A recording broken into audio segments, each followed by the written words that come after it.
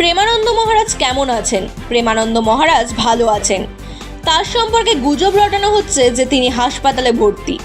20 বছর ধরে তার কিডনি বিকল। উনি যেমন ছিলেন তেমনই আছেন।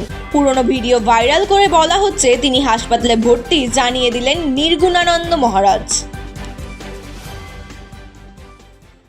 উনি ডায়ালিসিসের পেশেন্ট। উনি 20 বছর ধরে ওনার কিডনির সমস্যা এবং বলতে গেলে অকেজো, যার জন্য ডায়ালিসিস নিয়েই উনি থাকেন। ভালোই আছেন, সেভাবেই উনি আছেন। যেটা খবর রটেছে সেটা সম্পূর্ণ ভুল, তার ভিত্তিহীন। ওনার আশ্রম শিফটিং হচ্ছে, সেই কারণে উনি যে সকালবেলাতে 3টের সময় যে পদযাত্রা করেন সেটা বন্ধ আছে। সেই জন্যে এখন সেই নিয়ে সোশ্যাল মিডিয়াতে কিছু মানুষকে বৃন্দাবনমুখী করে একটা নিউজ তৈরি করা, এটা খুবই বাজে ব্যাপার। একজন কতটা মানে গর্হিত কাজ যে একজন জীবিত আছেন তাকে মানে মানে মৃত্যুর দিকে যেন তাকে জোর করে ঠেলে দেওয়ার একটা পরিকল্পনা চলছে, খুবই বাজে। এবং প্রশাসনকে বলবো এই বিষয়ে কড়া পদক্ষেপ নিতে।